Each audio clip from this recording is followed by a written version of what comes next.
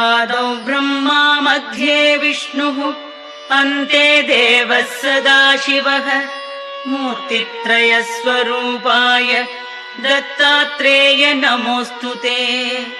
भोगालयाय भोगाय योगयोग्याय धारिणे जितेन्द्रिय जितज्ञाय दत्तात्रेय नमोऽस्तु ते।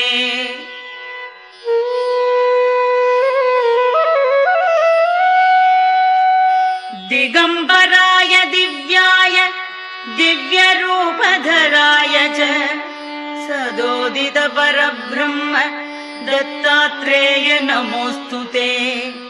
जम्बुद्वीपे महाक्षेत्रे मादापुरनिवासिने जयमानसतां देव दत्तात्रेय नमोऽस्तु ते।